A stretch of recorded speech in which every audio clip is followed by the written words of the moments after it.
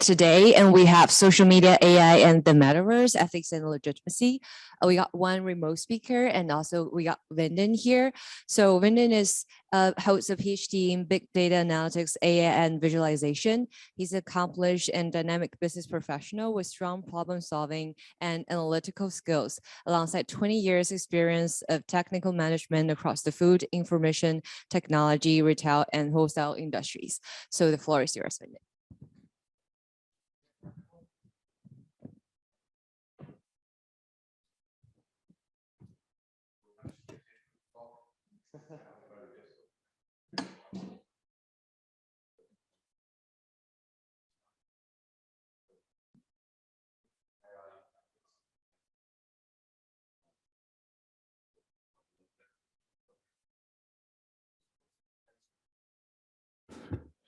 Here we go. Can everyone hear me now?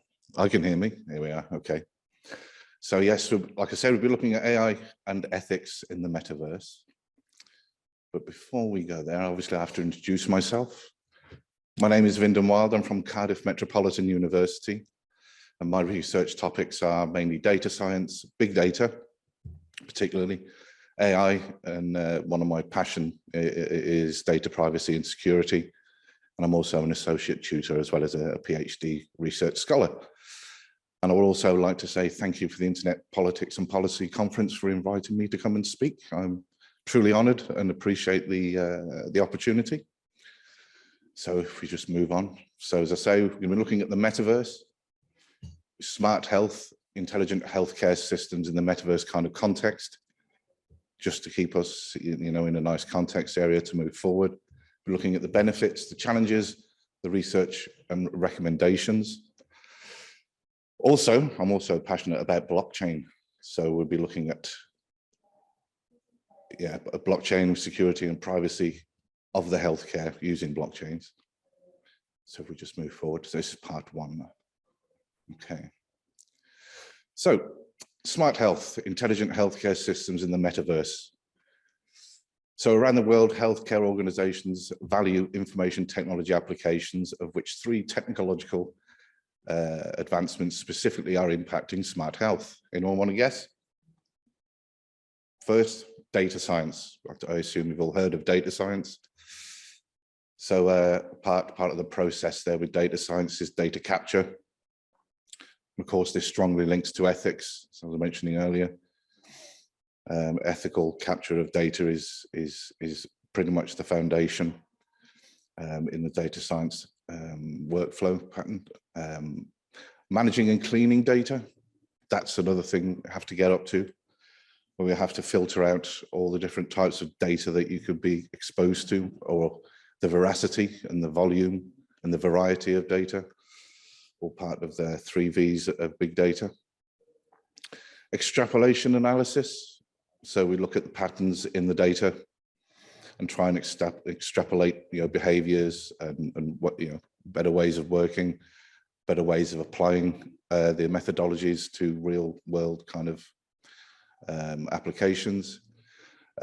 Final analysis, obviously we want to keep looking and checking and ensuring the validity of all of these kind of things. And of course, the reporting side, got to feed that all the way back into the data capture as well. So that's the data science workflow. Metaverse. Now that's another thing that gets me quite excited. There's a lot of things in the metaverse, and I'm going to have a look because I can't see from here. Obviously with the metaverse, you've all heard of cryptocurrency, digital currency. But obviously there's concerts and social media events and entertainment events going on, online shopping. A lot of the workplace kind of thing is moving towards metaverse. There's digital humans with avatars, natural language processing, part of AI. Digital assets, of which there's a lot of discussion about that at the moment with the metaverse. I think you've heard quite a bit about non-fungible tokens and with paintings. I think recently someone was trying to, burn a collection and attach NFTs to them. And so therefore kind of like try and transfer the ownership from the real world to the digital world in kind of way. Of course, if we move on, the third most impactful thing, of course, is artificial intelligence. of which we use that as a tool to we train 20% of the data into algorithms so that we can use them to do our hard work for us, to try and emulate the human kind of thought patterns, or at least the way the humans think. Try and apply this to data, try and find deeper patterns. But if you look at the artificial intelligence part here, we've got the input with speech, text, image, context, and outcomes. And of course, we have to interpret, predict, and act, determine what is success and failure, because that's highly subjective depending on what it is. And of course, if we're talking about ethics, a lot of this will all to do with how good the data is in terms of whether you captured it ethically, whether it's legally acquired, and so forth. We also have to have a look at the assessment and the analysis for looking at for these discoveries. Moving on, maybe I can see. Okay, so some of the benefits with data science using big data enables us to do prescriptive, descriptive, and predictive, most importantly, analysis to try and cut costs and increase work efficiency and ultimately improve patient care. There's quite a bit of work I've been looking at where a lot of big data, and particularly with AI, trying to kind of like manage the allocation of resources, or in this case, beds. But also there's other big issues. With the metaverse, it gives new insights of possibilities and potential using AI and augmented reality and virtual reality in 3D worlds, of course. Now, this is great if you want to do operations, if you want to practice or teach practitioners before they undergo any kind of surgery, or they can use 3D worlds and the data acquired to train, therefore minimize the likelihood of them getting things wrong. Very good. So we can travel to parts of the body that we've not looked at, or at least we can plan and map through the data to try and find the best or safest way to do these operations. However, the challenge is, if I can just move, here we are. AI systems that utilize machine learning alongside data science methodologies rely upon vast data sets, of which data security and privacy present issues regarding personal and private data. Because obviously that is more my field of research at the moment, especially. I mean, you've all heard of the General Data Protection Regulations, Data Protection Act, cybersecurity regulations, things like that. That's what I've pretty much been looking at. Of course, other concerns from data collected ethically and legally present regulatory hurdles to include AI data protection, supervision, and ultimately apportioning responsibility. Obviously, it's one thing to have the legal framework, but how do we oversee this? How do we ensure that the right training is given to members of staff and so forth? And ultimately, who is in charge? Who is ultimate? Is it the person who's collecting the data? It's the authority above that, and so forth. Right, now my research, we're looking at the metaverse workplace. Employees participate in meta-enabled virtual reality environments and simulations, thus generating employee physiological data. So this includes biometric information to include gait, gaze, and heart rate, which presents psychological aspects of a given user.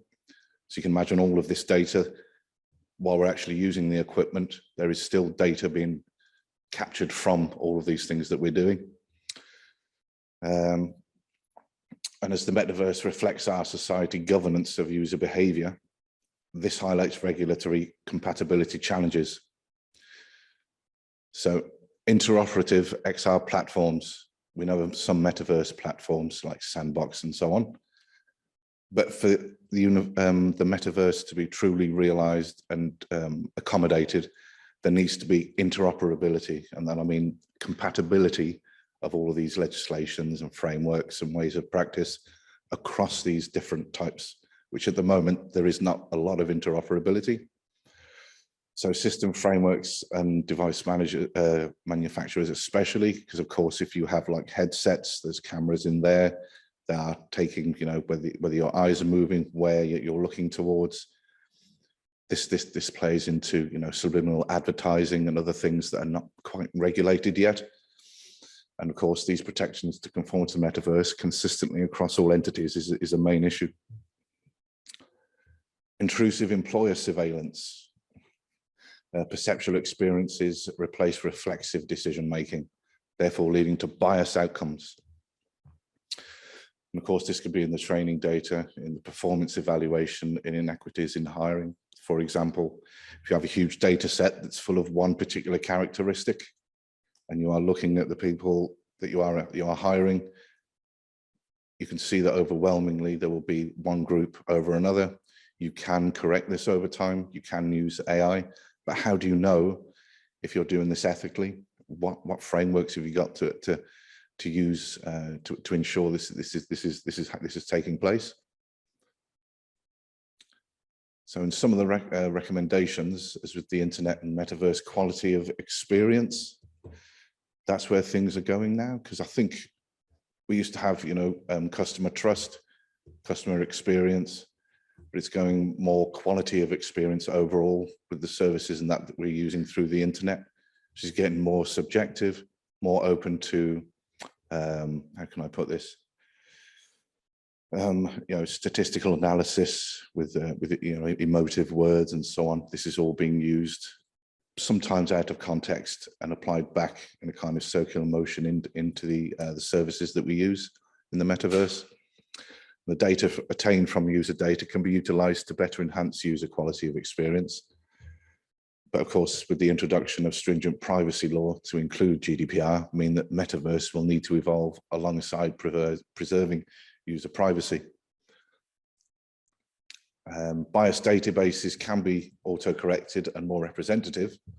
Data can be extrapolated and apportioned more equitably in the training data of an AI, thus give more inclusive with more wide-ranging results to include employer recruitment strategies. For all users and providers of AI systems, AI Act, has anyone heard of the AI Act? It's part of GDPR and the Digital Marketing Act and Digital Services Act. You've all heard of that. Some of these will come into fruition, I think, from the 1st of January 2024 for all users and providers of AI systems.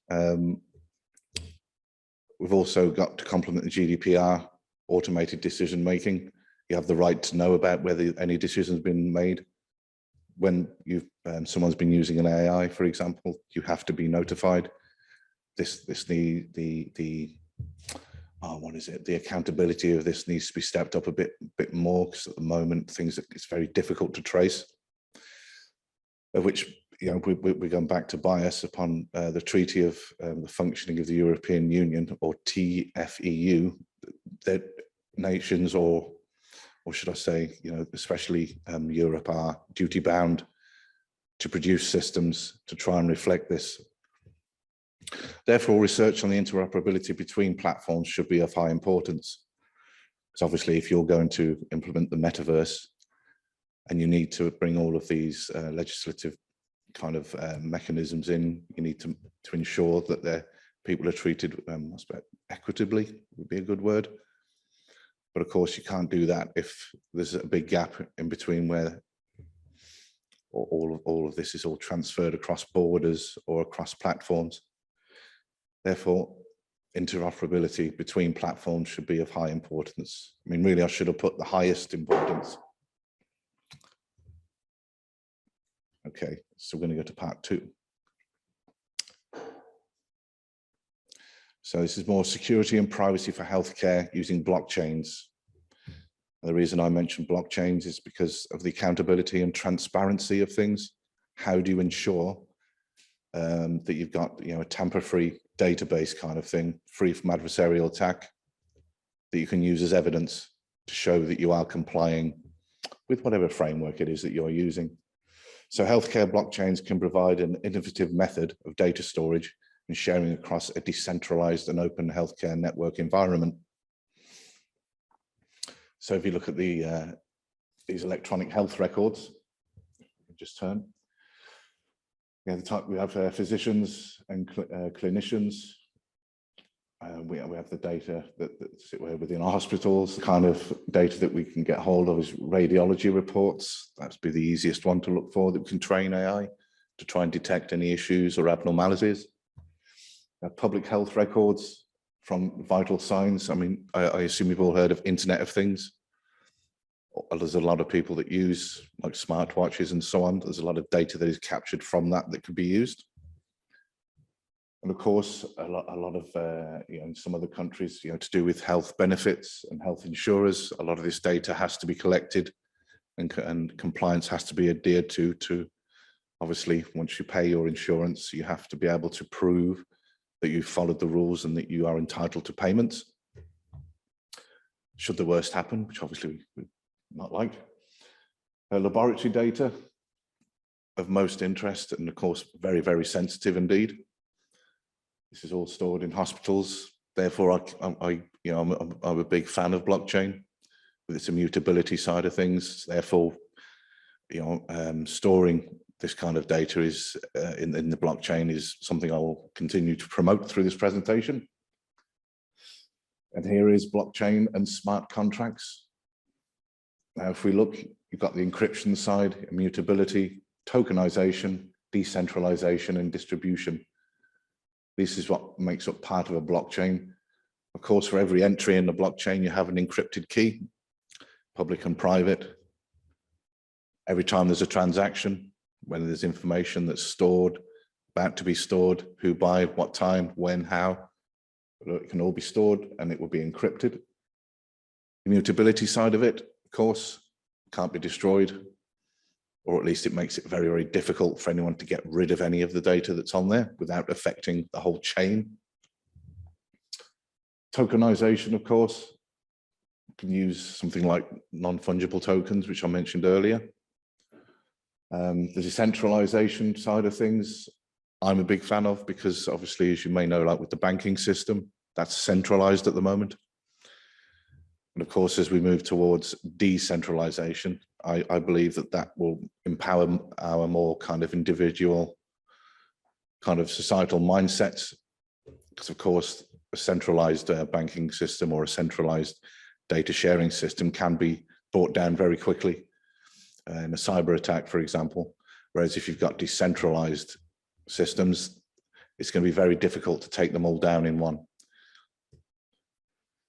So if we move on, smart contracts. Now, the other thing is, of course, I'm a big fan of smart contracts because you can embed legal frameworks into these smart contracts and they can be implemented in a blockchain. And of course, by, with an agreement from, by consensus with a group of people or an organization or an external entity or whatever, you can, there's a very high chance that the commands or the framework will be executed faithfully, and people can obviously build more confidence and trust in these systems, because hence why I think they call blockchain a trustless system. And of course, ultimately, data governance, that's a key perspective. Ownership, because there's a lot of issues over data ownership at the moment. There's also being able to have access to data, because of course, as we move forward, the people that will be able to hold ultimate power will be people that have access to information. Data security and its quality, I refer back to ethics. It would be good if we could promote more or talk more about ethics with data collection and how we use data, and obviously to ultimately acquire new knowledge. Now, if we move forward. So the benefits of all these technologies together as a secure distributed ledger, this is blockchain, has a high potential to mitigate costs, time delays, and administrative tasks. Medical data can be stored without being tampered with by an external adversary. It's not completely immune from that, just like with any system. You garbage in, process garbage out. But if you could get businesses and you can get organizations to all agree to keep to a very firm and set principles, the system can be very, very effective. Patient records are chronologically stored, i.e., like I said, with wearable devices and test results, inpatient and outpatient records. For physician and patient review, and that can be accessed across administrative and institutional boundaries. But there are still challenges in the transference from paper to electronic medical health records. again, present data privacy and security issues. So you can imagine, I mean, dare I talk about the NHS? You can imagine how understaffed they are. You can imagine in their effort to digitalize all of their records to try and move towards this type of technology, the amount of money they would spend, the amount of gaps in the information link, so to speak, every time they try and transfer. This is why if we refer back to data science with data cleaning, if you look at the veracity of data, we can see what kind of mistakes or typos or errors, we'll be able to filter these out. And ultimately, data science can help when they're going from paper to electronic data capture or electronic records. But again, the data privacy and security issues are still a fundamental issue. And I think they will always be for a while, at least, until there's a perfect system, which I've not heard of yet. Okay. Ownership rights by insurance companies, doctors, or individual patients. What about third parties? So who owns the data? I think one of the key takeaways I would like to get from this presentation is who owns the data? Do we own our own data? Not yet. If you look at the terms and conditions every time you go on the internet, every time you go into a different internet room or use an application, you are in effect asking to go into somebody's house almost. The best thing for you to do, if you can, which I think if you look at the terms and conditions, in my view, is obviously reject all. Obviously, it's some of these cookies that you will need to I suppose, get more efficient service or to make things work better in browsers. But, you know, obviously we need terms and conditions, but if you can, reject all. And of course, one of the things I'm looking at as well is trying to get the legal spiel down to basics. But how do you do that? How do you also make it accessible for children? Because, for example, if I was, you know, when I was teaching primary school children, if you look in the class, they've all got a laptop and they all click accept with their terms and conditions. That every time that they're inputting data, this is all being collected. Nothing to be suspicious about. But at the same time, I get quite passionate about, well, I'm producing data.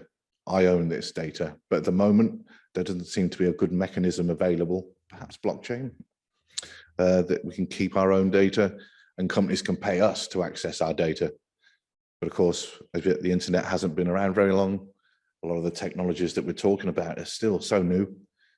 I'm hoping that with ethics, with you know, legal frameworks like the Online Safety Bill, freedom of speech, these things are just being talked about, promoted, cushioned, moved, you know, moving forward.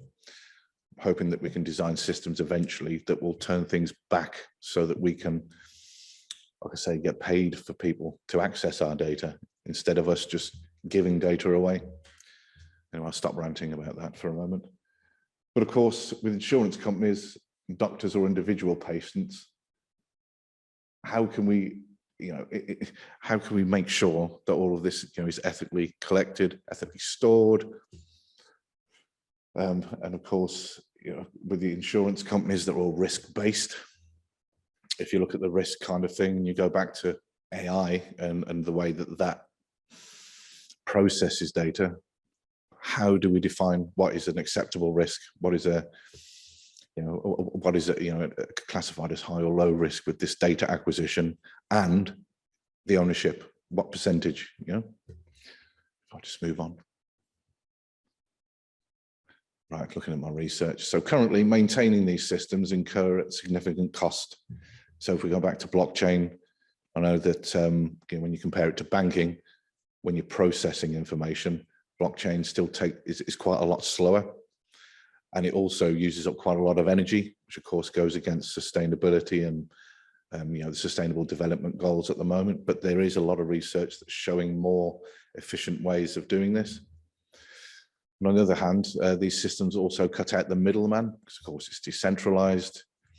It would be great if we could all have a smart contract, all agree by consensus to carry out a function or a need or a service without an external entity policing us.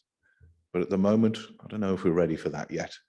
but I'd like to think we're moving towards that.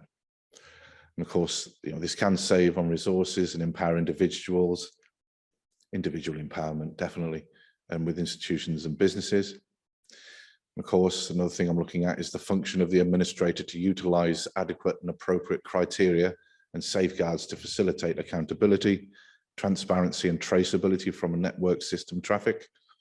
So of course, I'm a big fan of traceability because part of my background is environmental health. I like to high quality audits. Would like to be able to go into an organization and a blockchain can provide extra, I suppose, confidence and background and certainty for people that are, trusting in, because that's the key word, trusting services and products. So I said that. And of course, so the challenge is vast amounts of personally identifiable information are being collected, screened and utilized illegally due to cyber espionage, phishing, spamming with identity theft and malpractice. But of course, one of the other issues with blockchain is it does clash with the general data protection regulations, especially with the right to be forgotten. So of course, if you've got an immutable framework or a database, you all want the ability to update your data. You all want the ability to delete yourself from the internet, should you want to do that. But of course, these are quite big issues. There are some solutions, creating external databases, using pseudo-anonymity and so on, them kind of techniques. Of course, these are ongoing challenges. And of course, proof of digital ownership through non-fungible tokens are disputed at the moment. For example, metaverse assets are governed by contractual law as opposed to property law. I mean, I don't know if that sounds okay to you, but contractual law, obviously it's still written on paper, but of course, property law, that's another kettle of fish. Is a digital entity a piece of property or not? I mean, it keeps going on and on at the moment. Okay, so I'll get to the recommendations. So key objectives are identified and embedded. This is in the smart contract. From legal frameworks to produce an automatic transaction protocol with consensus in the implementation of a codex or opcodes. Therefore, emulating a codex of legal precedent and statutory instruments with data protection, data operation, and dissemination laws. I assume you understand what I mean. If you can build a smart contract, embed a lot of these legal frameworks, then you can build more confidence and trust in times where governments or agencies are becoming difficult to trust. So smart contracts may ensure a more effective approach to general data protection regulation compliance. This could be easily implemented to support big data and GDPR, transparency and accountability for justice. And of course, dare I mention COVID-19 highlighted how important the balance is between privacy and defending against future disasters and pandemics. It's got to be flexible. We had a track and trace system. This was centralized. It was obviously we hadn't had a system like this before, but in it being centralized, made it susceptible to attack. I would have, obviously, in hindsight, it's easy to say, but it would be good moving forward that we could have more decentralized systems. So GDPR would need to be continually evolving and facilitating all of these challenges. Decentralized autonomous organizations that form the backbone of blockchain. And of course, blockchain forms the backbone of the metaverse or parts of it. Now, these are, what are they? They're quite flat hierarchies, again, governed by consensus. I don't think there's enough talk about that. I don't think there's enough kind of encouragement of them leading the way, probably working in partnership with governments to try and get a more, what's the word? Get a more traceable, a certain kind of trustless environment. Maybe, this will take a very long time, but it would be great if we could start doing that. And of course, the DAOs would be very good at sorting out interoperability between all of these platforms. And of course, just provide legal certainty and provide, really good traceability for the ownership of digital and asset challenges. So in summary, quality of experience in the metaverse mean the continual evolution of the internet innovations that present challenges to include data privacy, data security, bias to AI decision-making, and platform interoperability. For the effective deployment of these tools, AI and data science can improve healthcare and reveal new insights through ethical data collection. Smart contracts are a way to seek consensus by the embedding of legal codex, thereby producing a measure of transparency and accountability. However, in terms of legal precedent, the slow nature of courts in our democracies mean that technological innovation will always be ahead of the curve. I believe. I just get to the next. Here's the references. Here's the acknowledgements of my research collaborators. And thank you. Any questions? Thanks, Brendan. So I think we'll open the floor to questions at the end of Yarim's presentation together, if that's okay. Sorry? I will have the questions at the end of the session. So we start from the next presentation first. Okay, no problem. Thanks. Okay. Yeah. So now we have Yarim Joe from Pennsylvania State University on legitimacy dynamics of social media platforms, the case study of Facebook. So we'll bring in our remote speaker. Thank you so much. Hello. Thank Yarim, so can you hear much. us? Yeah, can you hear me? You cannot hear me? Hello? Hello? Oh, yeah. We're good. So No. you can just share your screen now if you have your slides. Now is it ready. working? Can you try sharing the screen now? Okay. Can you hear me clearly? Yeah, it's very clear. Okay, great. Yes, no one can see it. Yeah. Okay. And is it the right screen? Okay. Seems like that.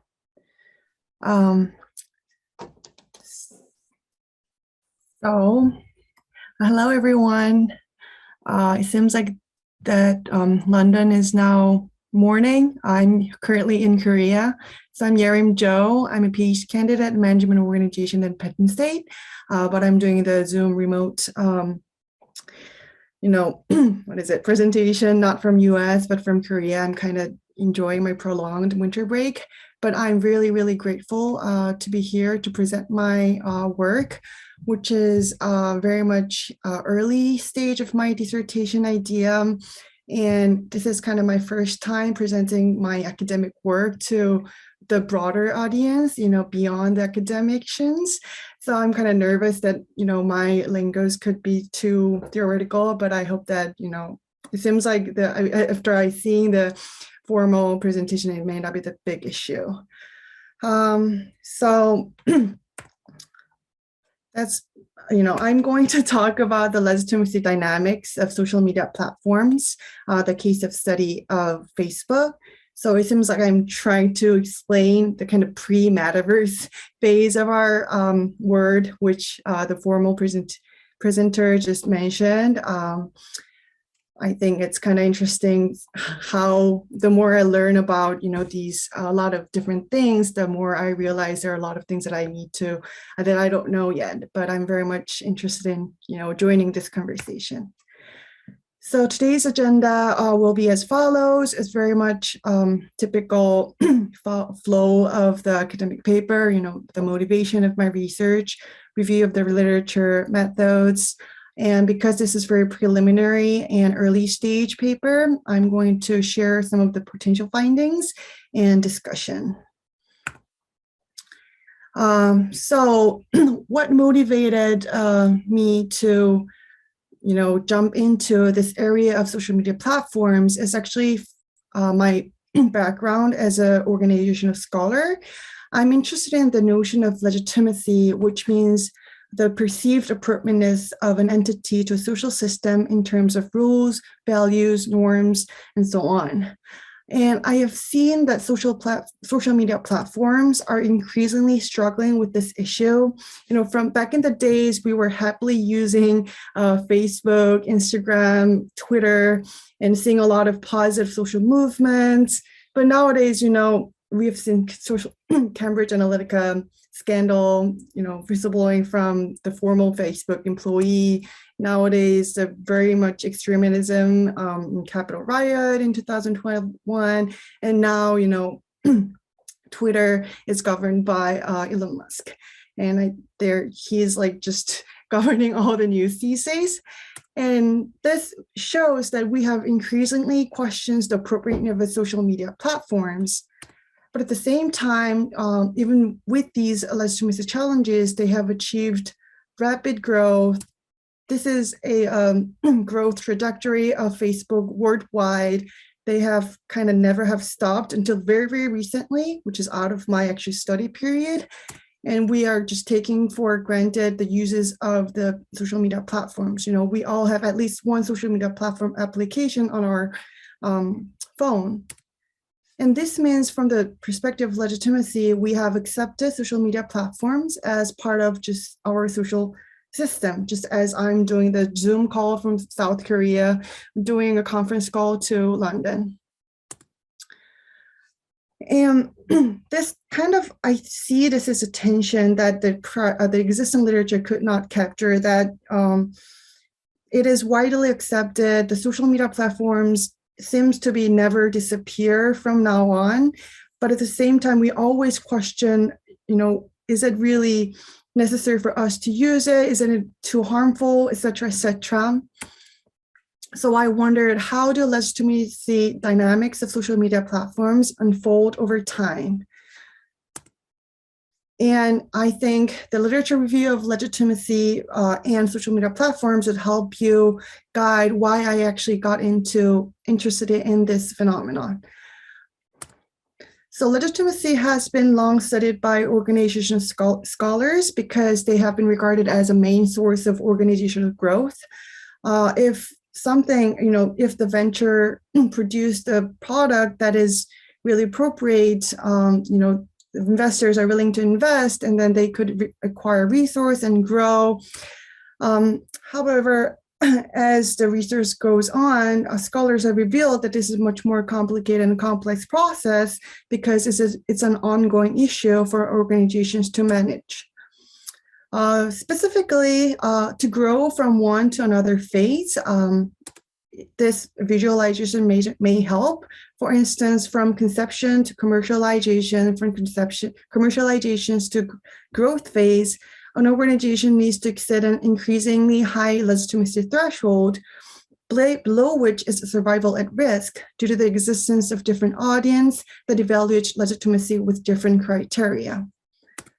So in short, through this review, I realized that it is really important to explore interactions between the focal firm and its audiences, which determines its growth trajectory, to understand legitimacy dynamics. So I started to review the literature on social media platforms as well, which is kind of unfamiliar territory for me. Probably you are more familiar with these realm because this is IPNP conference, and I'm kind of new to this realm, so I'm happy to get more feedback on this area. But I realized that this has actually been studied way more engineering, design, and economics perspective than from the sociological perspective that emphasize the legitimacy that I'm just, which is interest of mine. And engineering, design, and economics emphasize the network effects and externalities and note positive and negative effects co-occur eventually, because the overflow of the unintended consequences could be entailed with an increasing number of members. Garud and colleagues, which actually were originally invited to this talk, and then he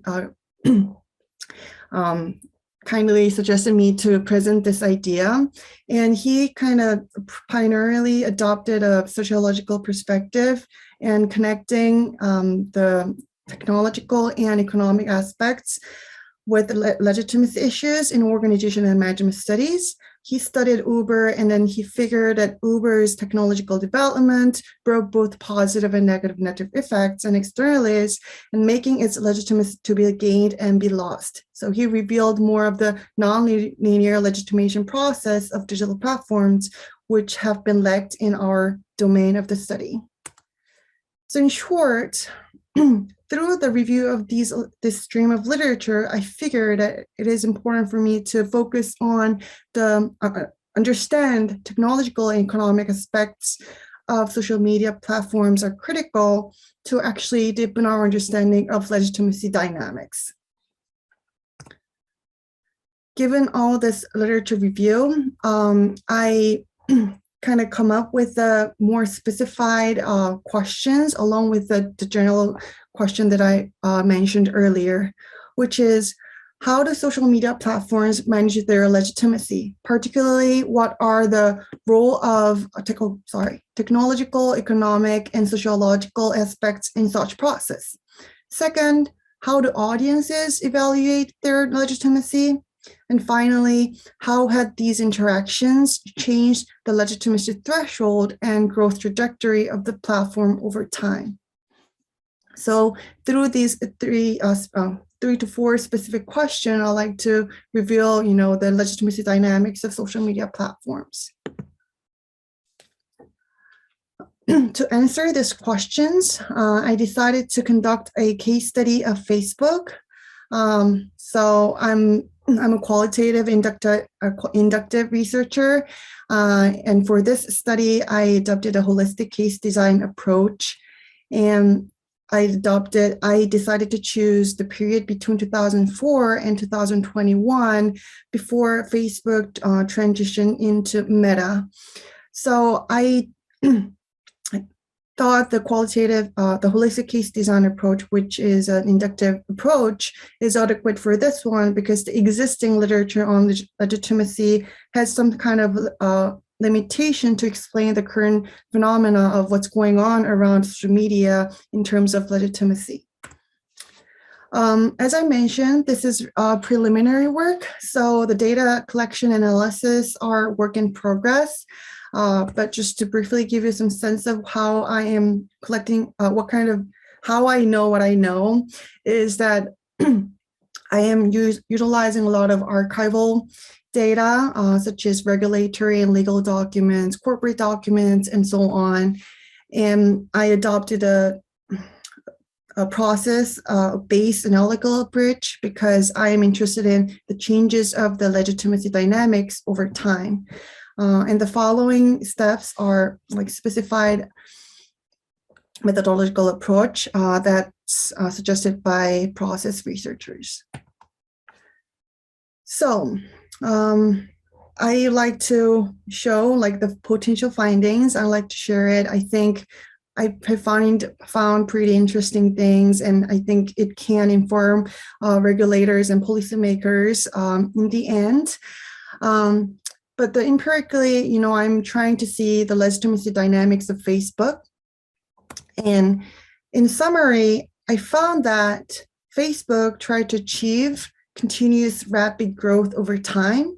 And to do so, it had prioritized pragmatic and cognitive legitimation over moral and regulative legitimation. And it also had maintained moral and regulative legitimacy criteria to be ambiguous and uncertain because it will help them have less higher legitimate threshold, which can be a barrier for them to continuously rapidly grow.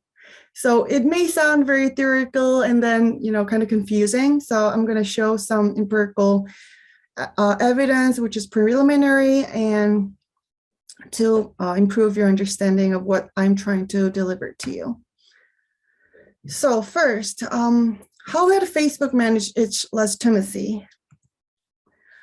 I found that it had very selectively prioritizing particular legitimacies to manage, which means it had proactively managed pragmatic and cognitive legitimacies, but only reactively managed the regulative and moral legitimacies because market audiences, such as advertisers, investors, and state shareholders are the key resource providers for rapid growth. So again, pragmatic legitimacy could be easily said as a kind of a financial growth, which makes us, how social media platforms be useful and how can help these actually make money. And cognitive legitimacy could be comprehensible business model, how it should be able to, audiences should be able to make sense of what Facebook is trying to do and then what they're trying to do in the future and so on. So these types of legitimacies are actually related to the audience of market audiences, because advertisers, investors, shareholders are more interested in the return of the investment than how right or wrong this business is to the society.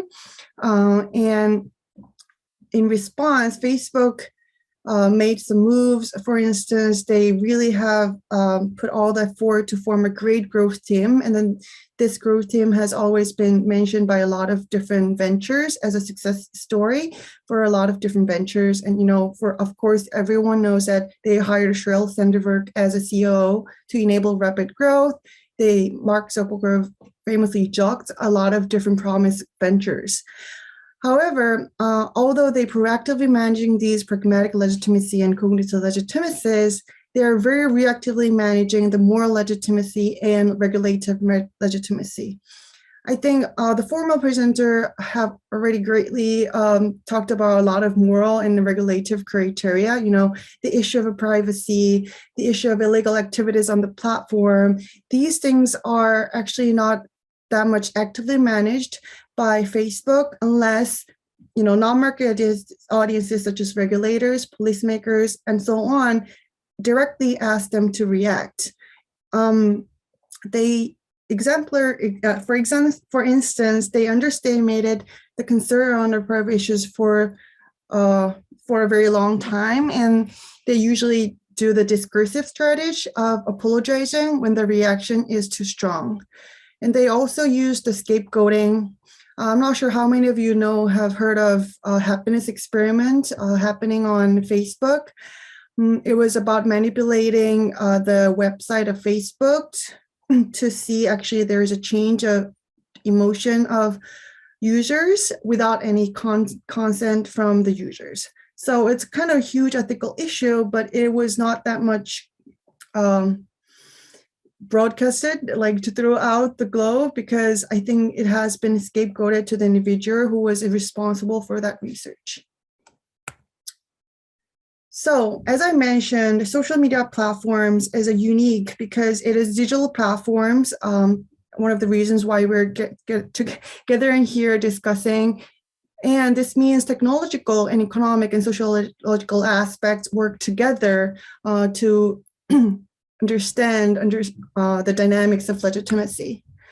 So I figured that these aspects actually had helped Facebook keep reactively managing its moral and regulative legitimacies. Specifically, I found that technologically they had blackboxing it. This means empirically that they made their technical design technologies of the platform opaque, so that some regulators, keep some of the non-market audiences or even market audiences from seeing the mechanisms of what's going on really inside the platform. And economically, there's a notion of taboo trade-off. I think this has also worked a lot to prolong the underestimation of the moral and regulative legitimacies, because people have this tendency of avoiding facing the exchanges of their sacred, for instance, their personal information, for the secular interest, for instance, free users of the platform. Therefore, the issues around morality and regulations could be kind of avoided. And lastly, this is more of the sociological view. The pragmatic and cognitive legitimacies achieved because throughout their proactive management, played as a buffer. That means they have less, even though they have some issues to address, their existing legitimacy prevented them from collapsing. Their risk of the survival becomes less and less as the pragmatic and cognitive legitimacy become large and large. So that will kind of reinforce the black boxing and top of trade-off. So I figured that these technological, economical, and sociological aspects actually keep making Facebook reactively managing its moral and regulative legitimacies. Then, how had actually audiences evaluated to its legitimacy? This means, how market audiences actually evaluate the financial growth, or how actually the regulators evaluate the privacy issue of the Facebook. And I figured a different audience I just mentioned had evaluated Facebook differently because they had different source and temporality of evaluation. What does it mean? It means that based on who you are, you have a different source of evaluation. For instance, if you're a market audience, such as investors and advertisers, you are more likely to rely on quantitative data or prefer quantitative data to evaluate whether it's legitimate or not. And because they're relying on quantitative data, unlike non-market audience who needs to rely more on qualitative data to evaluate whether this is right or wrong, or this is whether this is a illegal or legal case based on the prior case studies and so on. So the temporality is depending on this sort of source of evaluation. The more you are relying on quantitative, the shorter that you can make the decision whether it's legitimate or not. On the other hand, for the quality data, it takes longer time. So I think it will be pretty easy to make sense that, just seeing this example, for instance, in 2012, GM pulled 10 million in ads from Facebook. And then just in 1 year, GM came back, and it was all based on their financial growth projection, based on their claiming business model and so on. On the other hand, for the EU, it takes about 7 years to actually make GDPR to take effect. And in US, there is no existing federal online privacy law yet, although there are so many problems. So I have talked about how Facebook, the focal social media platform, manage their legitimacy and how audiences actually evaluate them. And I wanted to see how actually these interactions change the legitimacy threshold and influence the growth trajectory of the firm over time. And as I just mentioned, with higher ambiguity and uncertainty around the criteria, non-market audience, such as regulators, policymakers, and so on, lack the power to influence legitimacy threshold, and moral and regulatory criteria could not critically determine the legitimacy threshold. And it's not like ultimate truth, forever truth, because as we see, Facebook kind of nobody's is using it. And I mean, of course, Instagram is there, TikTok is prospering. What I'm trying to say, it is until the negative network effects and externalities became too severe to threat the growth.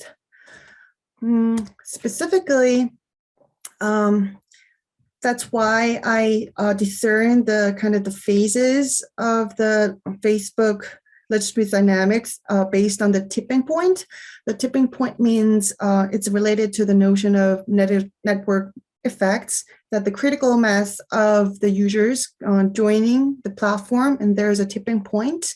And after the tipping point, the value of the platform exponentially increases. And also there could be a lot of negative externalities as well, as I mentioned.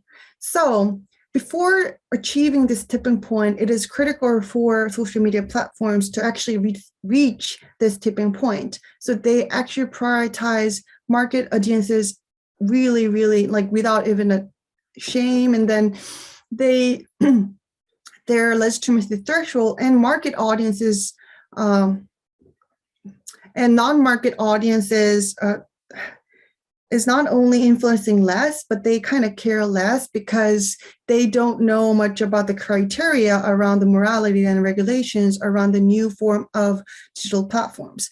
So the composition of legitimacy threshold is usually fully done by pragmatic and cognitive criteria until this negative network effects and externalities become too severe to threaten the rapid growth. So this is actually pretty much all of my preliminary findings. I know this is kind of messy, but at the same time, I think this slide, this kind of my last potential finding slide implies a lot of things to policymakers because non-market audiences actually kind of lack the power to influence the legitimacy threshold, which is like the critical incentive for digital platforms to grow, but they don't have much incentive to focus on morality and regulation, which I'm going to discuss again in the discussion section, but I'd like to emphasize again, and I hope I could come up with a better model in the future when I'm approaching to the, moment of my dissertation proposal. So kind of trying to wrapping up, I think my study would be able to advance the literature on legitimacy. As I mentioned, I would be able to identify that social media platform actually can selectively prioritize certain legitimacies to maintain the growth rate. And in this point, the technological aspects of the digital platforms, social media platforms matter a lot and help them sustain this legitimacy management style that actually could result in kind of harm to the society because they underestimate the morality and regulative aspects of their functioning. So from the point of audience evaluations, I think it is very interesting to see that the matching between market audiences and pragmatic and cognitive criteria versus non-market audiences focus on moral and regulative criteria. I mean, it sounds very obvious, but at the same time, it is important to, I think, reveal specifically how these make the phenomenon, how this struggling around legitimacy struggles around social media platforms. And more importantly, I think this identification of different bases of evaluation and temporality of evaluation could actually inform to practitioners as well, because we may be able to kind of think of quantitative approach for regulators and qualitative approach from market audiences. Lastly, the legitimacy threshold and growth, those two have been very major focus of organizational studies scholars. But we usually see the ambiguity and uncertainty of legitimacy as downside for organizations to grow, but actually it kind of revealed that it could be very beneficial for organizations to grow, although we have to talk about its morality or implication, more societal implication. Of course, there are boundary conditions, and I'd like to suggest some future research. I think one of the key boundary condition, especially from quantitative researchers, would be, this is case study, and how can you generalize, blah, blah, blah. I think it could actually, I was surprised by seeing this could actually be transferred not only to other digital platforms, but also just to any organizations that had gone through rapid growth and then still growing. For instance, I remember the Francis Haugen compared the social media platforms with tobacco companies, but I'm not 100% agreeing with it, but kind of agreeing with it. And the trajectory of their growth also showed some kind of implication, how legitimacy dynamics unfolded over time by their selective prioritization of the legitimacy criteria. So the other thing is more my domain, more specific to my research domain. So I'm going to skip this page a bit. And I think this could be a great page for this conference, because I hope this study could contribute to the practitioners for sure, for future entrepreneurs who would like to invent their own social media platforms or other types of ventures, and their audiences, and especially policymakers. So for social media platforms, just as I mentioned, I figure that it is possible that they can focus on certain legitimacy criteria. It actually could help them to accelerate the growth. But however, I think it is very important for us to kind of reflect on, how much is important to grow in such speed? I think because in the long run, it is possible that the unintended consequences would overflow. So I think social media platforms or other ventures could reflect on that based on my study. And lastly, policymakers, I thought it is important to monitor the rapid growth of digital platforms or other forms of ventures, which is probably many of the internet-mediated ventures, mediated technology-based ventures, because it involves both positive and negative effects and externalities. And I think it would be wonderful if we could come up with some ideas to prioritize the moral and regulative legitimacies over pragmatic and cognitive legitimacies, and to prevent digital platforms from engaging in activities that intentionally underestimate the moral and regulative criteria. For instance, we could come up with new metrics that is not only qualitative, that is for policymakers to actually facilitate the evaluation process. And also policymakers could contribute to institutionalizing the requirement of making their technological design and technology transparent to the society. So this is all for my presentation. Thank you so much. And I'm more than welcoming the feedback and questions, after this presentation and even after the conference. I'm especially looking for some good data sources that I may have missed, or quantitative data I would be able to complement. This is the email address I have. You'll be able to see on the platform as well. So thank you very much for listening.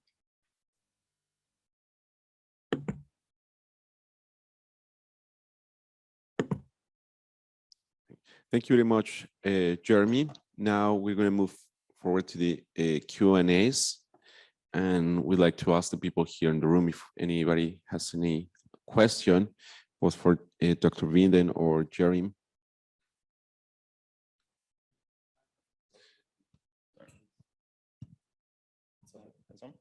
Who would maintain the computational costs of the blockchain? More specific, who would maintain the computational costs of the blockchain, more specifically in healthcare systems where the predominant provider is nationalized? So who would be controlling No, who would maintain the computational costs, because you would have to distribute that across in a system where it's led by companies that would be distributed across those institutions. Yeah. Where in a nationalized system, where the prominent provider is the government itself, who would, you can't put that cost into the taxpayers as easily.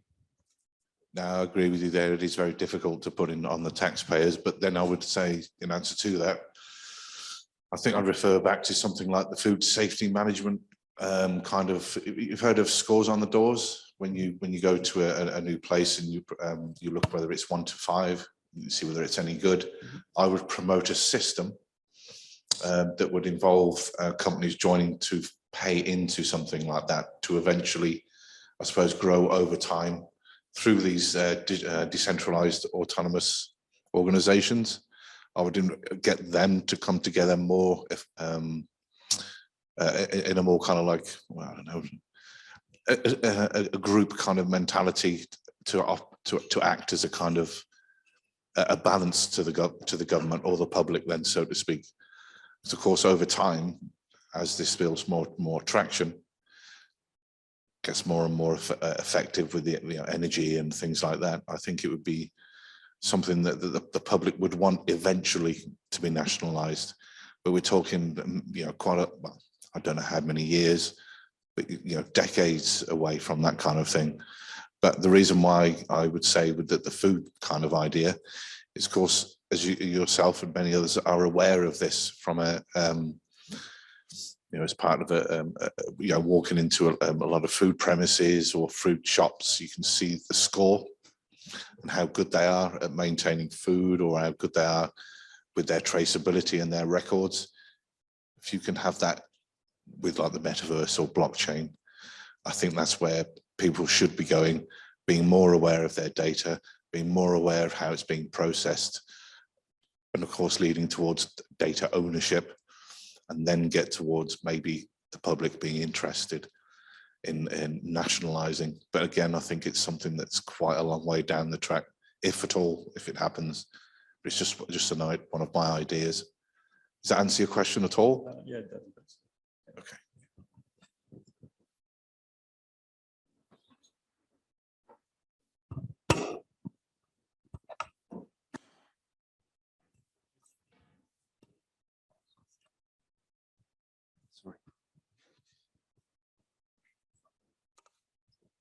All right, hello. So this would be a question to the second presenter and the Facebook history. Thank you very much for your talk. I think it's I think it's quite important to chart some of these very dynamic developments over time. One question I've got concerns the data sources for your case study. So your time period is actually a fairly long one if you go from 2004 to 2021. Especially, do you think that the company itself has any sort of accessible documentation of policies or approaches or strategies over the time period? Because I remember that whenever I tried to look up something about Facebook, the company, most of this information consists of things that have been essentially uploaded to facebook.com. So as someone coming from the outside, either as a researcher or an expert wanting to know more, it becomes extremely difficult to build a history of documentation. What's your experience with that? Yeah, so thank you so much for your great comment. I think this is a critical thing, and I'm kind of open to kind of change of my focus of the study period actually for that reason. But I'm trying to be more open to the wider period at this moment, because I'm very early stage of the, the study. And I have investigated a lot of ways to see the development of, the history of the Facebook. I think there is definitely very, the depth of the data is thinner and thinner when I'm going back to the early days of the Facebook. But at the same time, I think I could kind of make sense of some data such as book, which is written by internal employees at the time. I think that's kind of very interesting thing.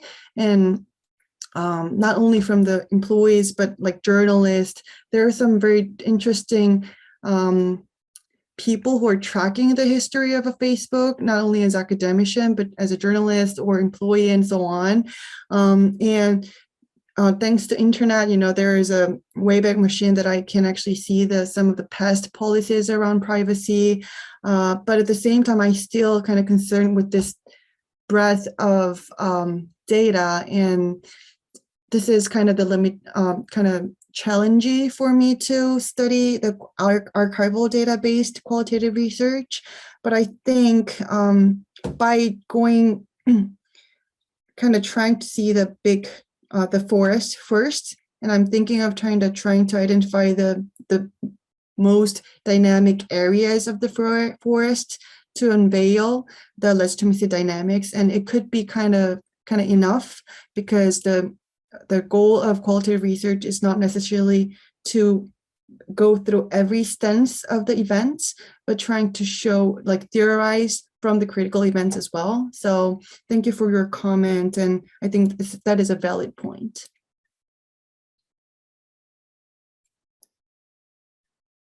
Does that answer your question? Yes, thank you very much. Thank you.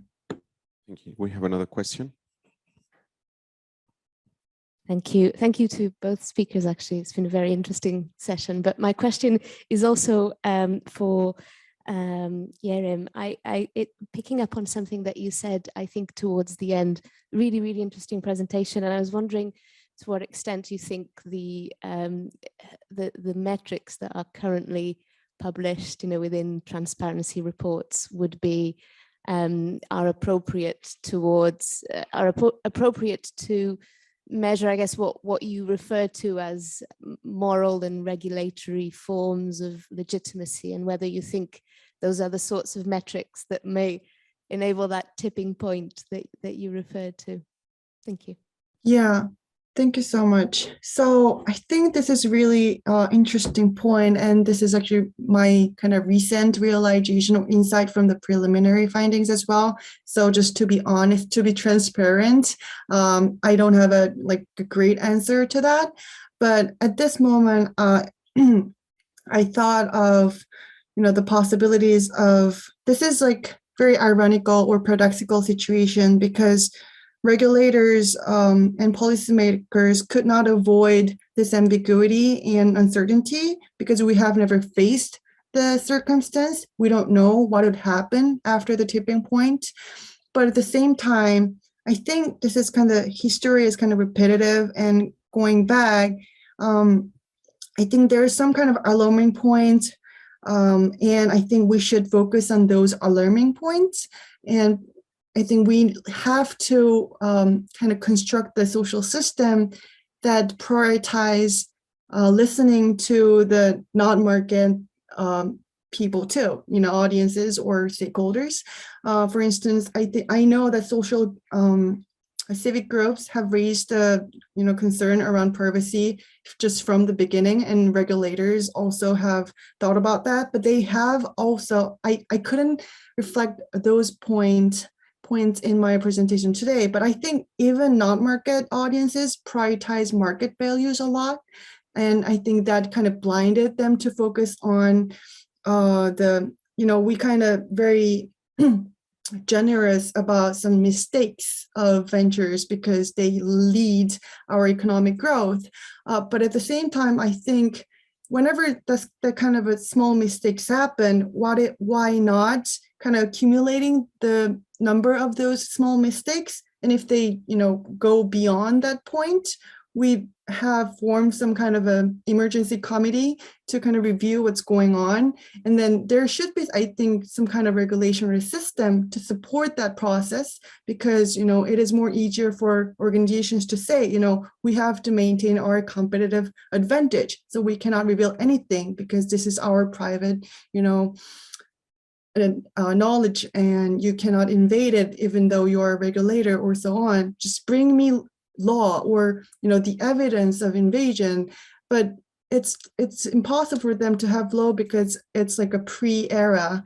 So I think that's my kind of naive, it could be very naive and idealistic idea, but I thought it could be interesting for regulators and policymakers to have also quantitative based metrics to evaluate their moral and regulative legitimacies. Does that answer your question? Yeah, she says yes. Thank you. Is there any other question? So, one more.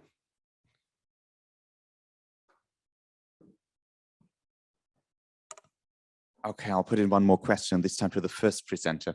Binden, hello. So I thought it was quite fascinating to see that you're focusing on what we regard as very hot and far-ranging technologies in the minefield of healthcare, because if there's one sector that's heavily regulated and under societal scrutiny, it is healthcare. So I want to focus on one particular argument that you made in favor of blockchain technology, and that was about the robustness against any adversarial interference, so a cybersecurity argument. And of course, that echoes the reasons for having something like the internet in the first instance, the distribution of information and the mutual control. Now, does the security argument also hold on the level of actual data protection? Because intuitively, I would think, well, it means that I need a more elaborate data protection system, protection against information stealing from the outside, if I have to plant my information here and there and everywhere. Is there balance within blockchain technology? What's your impression? My impression. Can you hear me? Yeah, okay. I think I said during my presentation about garbage in, garbage out. Because of course, no system is infallible. And as much as I'm a big fan of blockchain and the traceability and the mutability, not being susceptible to cyber attack through like cryptographic keys and all these different new technologies, it's still going to be very, very susceptible. And I suppose, what am I saying? When you are right, it is another layer of elaboracy in a way. But again, I was leaning towards more, like I say, groups of hospitals sharing data, like you were mentioning earlier about nationalisation. Obviously, with the NHS, and if you know or know of anyone that works in there, they have, from what I understand, very poor infrastructure. They don't have adequate spending when it comes to adequate, information technology systems. They are more centralised. They are far more old-fashioned in terms of how they go about with their IT support. So I'm merely talking about blockchain as providing a more robust mechanism of traceability. But of course, you're still always going to have to come back to trust in that quality of maintaining the system. And unfortunately, at this time, if you try and implement something like that in the NHS, it's going to take quite a long time. You're going to be replicating lots of mistakes, because I mentioned in the transference of paper to electronic. All of these errors are still going to be built up, and they're still going to be, over time, very difficult to filter these things out. So I think you were talking about, for example, the history of Facebook in the previous speaker. If it would be good if you could record all of the activity of Facebook. And of course, they have the right to withhold information on their strategy and their criteria. But of course, with data analytics, you can infer this kind of behavior, and you can get at it secondhand. But again, it will, any system, including blockchain, is not infallible. It will ultimately come down to garbage in, garbage out again. But sorry if that answers the question. I'm just going back to the traceability side. That's what gets me, really interested, is that the current systems we have are far too spread, far too thin. We need something like blockchain that can be a trustless kind of environment that provides excellent traceability, and then you build confidence and trust and move forward with that. But if it's anything new under the sun sort of thing, it depends. We might be getting there, yes. Yeah, okay. That's where I think you should be going, because the metaverse, blockchain, things are moving in that direction from 2D to 3D internet. And of course, the mechanism that facilitates all of this is blockchain. So if we're going there, we need that interoperability. I hate to go back over it again, but that's where we need the interoperability. We need a separate layer that can, not take charge, but kind of learn from the real world of governments and things like that, and try and embed this into smart contracts and to try and build trust with an alternative system. But yeah, we're a long way from that at the moment. I hope that answers your question. Yes, thank you very much. Yes. Thank you. Well, thank you very much to everybody for coming today. I think it's all for this session, and we will looking forward to seeing you again at 12. Yeah, 12:50. Just thank you for coming again, and thank you to our brilliant speakers.